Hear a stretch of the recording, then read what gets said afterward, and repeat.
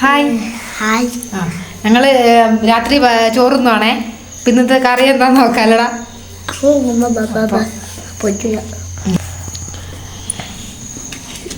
ഇതാണ് ഇന്നത്തെ കറി.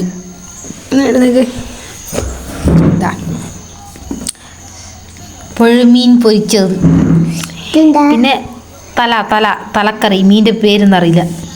ഇത് മാങ്ങയാട്ടാ. ഇത് കപ്പ ചോറ്. ഇപ്പം എല്ലാം കൂടി കുഴച്ചൊരു പിടി പിടിക്കട്ടെ. അപ്പം നാളത്തെ വീഡിയോയിൽ കാണാം. ബൈ.